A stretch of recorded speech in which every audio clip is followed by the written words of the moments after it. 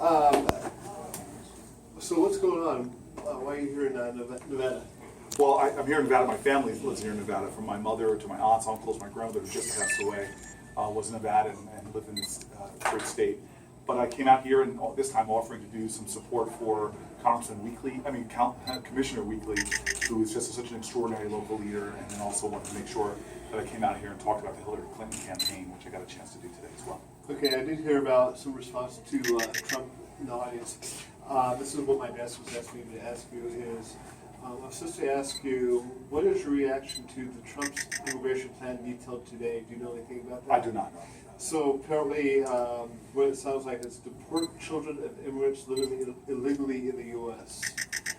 Is what I was told. So I don't want to comment on something I haven't read and studied yet at all. I'm a big believer that there's a bipartisan way to do this. The United States Senate had a bipartisan immigration bill that passed.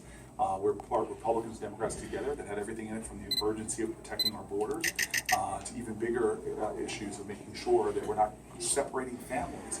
We have an American citizen born here that's being pulled away from a family member that was not. And those are the kind of things that we need to have: a humane immigration policy that's empowering our economy and creating more jobs, not one that's hurting and injuring us like the one we have, like the status quo we have right now.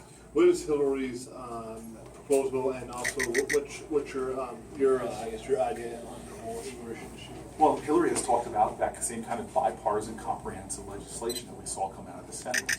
That does involve protecting our borders. It does involve making sure that we are holding people accountable for illegal acts. But at the same time, she has a humane way of going about this, which is saying, hey, we need to do things that are common sense, that we know, not separating families, giving people who've been here, only know America, like the Dreamers, a pathway to citizenship. So to have a balanced approach to this, not one of the extremes, is the way Hillary Clinton's going to move forward. I'm very confident in the plans and proposals that she's talking about. And what's your message here to Las Vegas? It's to get involved. I don't care what your political persuasion is.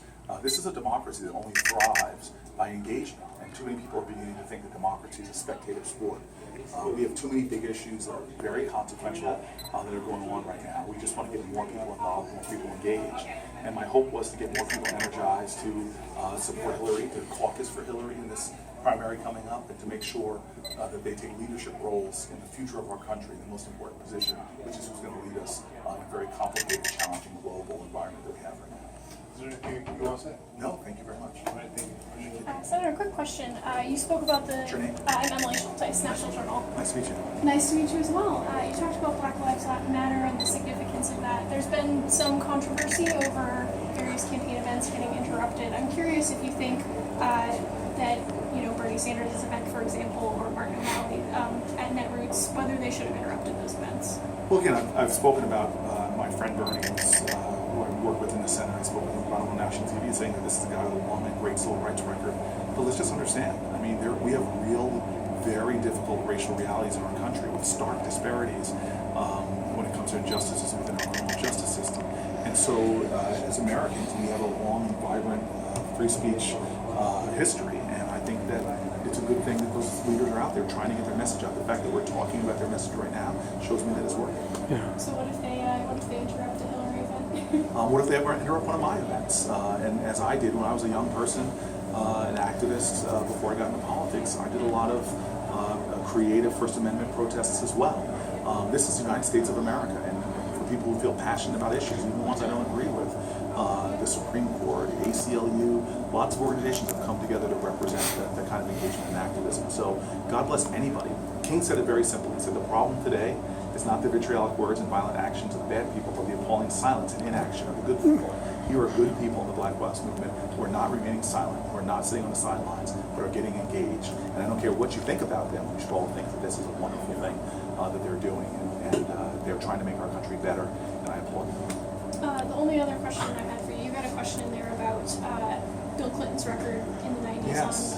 on crime issues, and I wondered if that's something that's come up before with you, and if there's something else you would say on that in terms of people who might be skeptical. Yeah, this is the first time I've ever heard that question directed towards me in a forum like this, but I'm a guy that grew up in a period of this massive explosion in incarceration with all kind of policies that are now being repudiated, and some policies that still need to be, like this over-flourishing of mandatory minimums minimums, high mandatory minimums, like 3 strikes you're outlaws, all these things that happened during the 80s and 90s, that have caused us to have the most expensive, broken criminal justice on the planet. We need to do better. And we know better now, and we should do better now. And so to have the courage of President Clinton and to step up and say, I made a mistake. Something you don't hear politicians saying that much, but to have him have the courage to come out and say that, a guy who is, many people used to call, I'm not saying this jokingly, but used to call the first black president, a guy that's beloved in the African American community. The Clintons' record with among African Americans, even though they've made mistakes that the Congressional Black Caucus and others were supporting, they've come forward and admitted those mistakes, but more importantly, they have a deep relationship with the African American community. They have an intimate relationship with the African American community. There's a trust that's been built up for years, and I think that Hillary, who is independent of her husband, which we need to know this, and she's sort of getting covered with, may all Americans not be held accountable for all the things their spouses have done, but Hillary Clinton, somebody I know, she is my champion right now in the presidential field for talking about these issues, for putting them out there, and for saying this is the plan to go forward, and that makes me a very energetic and enthusiastic supporter of hers. I got one more question. Sure. If you were just to look at her, Sure. would you ever consider... This must be a terrible profile. Not that I'm vain or anything. Politicians aren't vain. No, not at all. Would you ever consider running for the president sometime in the future? Would I ever consider running from the presidency? Yes. For the presidency. I'm announcing right now, I am running for the presidency of the New Jersey Star Trek Association. Live long and prosper. Thank you very much. I appreciate it. No, thank you.